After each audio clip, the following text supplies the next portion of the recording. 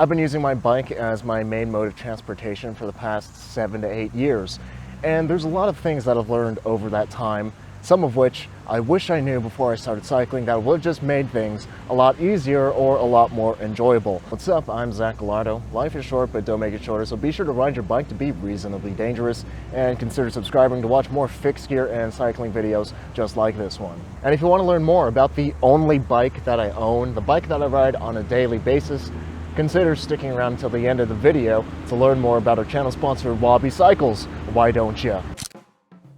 First cycling tip that I wish I knew earlier, and one that I'm still even learning about, is wrenching on your bike is really rewarding. I say that I'm still learning about it because if you've watched the channel for a long time, you'd know by now that I'm pretty bad at mechanics and pretty bad at working on my bike, and at times it can be very difficult, very frustrating, and time-consuming, and when I get really impatient, it can also lead to a lot of wasted money. It's so difficult for me because it's using a part of my brain that I don't normally use, the tinkering and mechanical side. So in the event that I do successfully fix something on my bike or build a bike and get something working and running, something that I can enjoy in the real world, it is extremely rewarding for me. The most rewarding part of riding a bike for me is looking at a map and looking at all the places that I've been to. Knowing that I got from point A to point B, or sometimes even point Z, with just my bike and the sheer power of my thighs. And that thing is a bike rather than a heaping pile of bike parts because of my hands and my patience and the skill that it took to build it into a functioning bike. And I'm able to visit my sister who lives 100 miles away, or see the entirety of Taiwan, or see the top of a mountain on that thing that I built up because of me. It's pure satisfaction that you can only get by working on and becoming skilled at maintaining your bike. But sometimes, as I know all too well, working on your bike doesn't go as smoothly as you plan, and that's where bike shops come in. And something that I wish I knew sooner is that bike shops are incredibly valuable and can save you a lot of headache, time, and wallet ache. A good bike shop will have friendly, passionate people that know a lot about cycling. And if you have a problem with your bike or you don't know what would be best for you and your riding needs, a bike shop can really help you out, point you in the right direction, and get you on a bike that you love as soon as possible. Bike shops are there to solve your problems no matter how strange or specific they might be. For instance, I was scrounging some parts from a review bike to use on my own bike, and on this review bike I learned that they cut some corners in the smaller details. And while installing a bottom bracket bolt from this bike onto my own bike, the head of the bolt straight up just snapped off. And while I was thinking I probably have to get a new bottom bracket because that bolt is pretty stuck in there, before I wasted all that money though, I took my bike to a shop. They took a look at it and said, oh yeah, we've done this a few times before, and they just tapped the bolt out slowly and fixed the problem within about 10 minutes for $10, saving me about $60 and a week of not being able to ride my bike. If you've never used a bike shop before, bike shops can seem expensive at first glance, when in reality they are well worth what they charge, and oftentimes worth more than what they charge. If you're doing a job and you think there's a pretty good chance that you might screw something up and make things worse and more expensive, just take your bike to a shop. They'll make it a whole lot easier for you. And once you really get into cycling, bike shops are great places to find people who are just as passionate about cycling as you, because chances are your loved ones have zero interest in hearing about the pros and cons of different bottom bracket systems for an hour. So these people are great to have around. Bike shopping can also be a rabbit hole of comparing tiny little details of things that really don't matter in the long haul. And I'm speaking from experience. To buy my first fixed gear, I spent about 48 hours over the course of a month. That's an entire full-time work week with a lot of overtime, comparing the tiny details of the beginner fixed gear bikes on Bikes Direct. Like, oh, well, this one doesn't come in a color I like, but it has slightly nicer cranks, but the one that does come in a color I like doesn't have a saddle that people like. But this one that's even more expensive comes with nicer pedals, and pedals are important, right? Well, all these tiny little details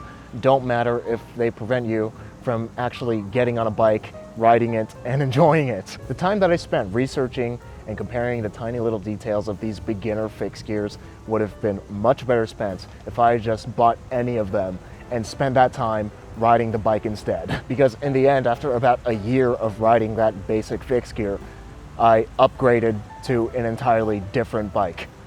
When it comes to bike shopping, I wish I knew that it's better to just pull the trigger and enjoy your choice, because the ride is way more important than the bike. Fixed gear riders can be extremely particular when it comes to the looks of our bikes, and I'm no exception.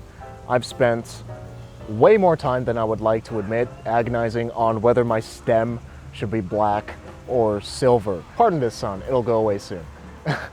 But in reality, the best thing to do is just pick something and be done with it and get back to riding your bike. Some of my most memorable and fun experiences that I've had on a bike have been on either basic or just straight up terrible bikes. Like the time I rode down the coast of Taiwan with the Flu on a basic $400 fixed gear, or the time that I rode a metric century on a $100 Walmart Fixie. Don't get me wrong, having a nice bike is great, just don't let gear or the lack of having gear get in the way of doing what you want to do, because the ride is more important than the bike. Cyclists, including myself, can be very opinionated, which is evidenced by the endless arguments or insults in my comment section saying the type of bike that I ride, the way that I ride, or the clothing that I wear that I ride are stupid and dumb and that I should do things differently. It's important to note though, while cyclists can be very opinionated, those opinions tend to stay on the internet behind the smokescreen of anonymity. And when you meet cyclists in person, nobody really cares. You might think that people are judging you for the clothes that you're wearing or the type of bike you're riding or the color of your wheels, but in reality, nobody cares. The person that's judging you the most when you're on the bike is you, because people are way too preoccupied with their daily lives to think about how your steer tube is too tall.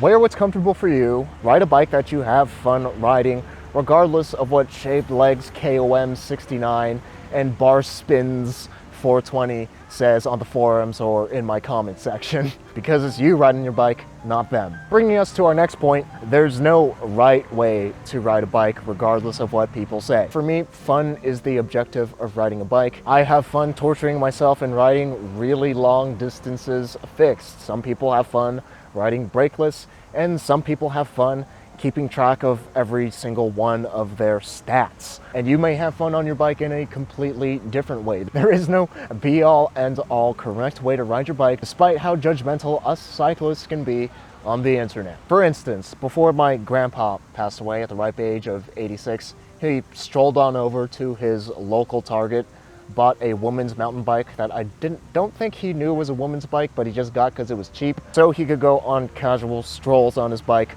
around his apartment complex. And during a 20-mile ride that I hosted back in April, my dad also joined, who's in his late 60s. And towards the end of the ride, his legs just straight up gave out and he fell over and we got split from the rest of the group. But he was laughing and he was in good spirits about it. And everyone else on the group ride really didn't care that someone else was slow and their legs literally failed on them. And at the same time, I wouldn't go up to my grandpa and be like, "Hey, Gramps, you're pathetic.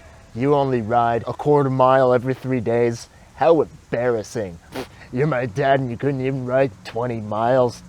I thought I knew who you were." Like, no, if somebody said those things, they'd be a complete psychopath. There's no right way to ride your bike, so ride in whichever way you find is most enjoyable. And while I greatly enjoy going out in group rides or going and riding with my friends, it was very important for me to learn to enjoy riding alone. My older brother was the one who got me into fixed gear cycling. And once I got my first fixed gear in 2012, towards the end of the peak days, he just stopped riding and didn't want to ride with me. So then I got my friends into fixed gear riding, except I would ride a lot more than them. So I got a lot faster and started going a lot farther, and then they didn't want to ride with me anymore because they'd just be like, "Yo, Zach, 60 miles is too far for 5 a.m. on a Monday." So I've learned to enjoy riding alone, which is a lot more sustainable if you want cycling to be a part of your life. Early morning rides are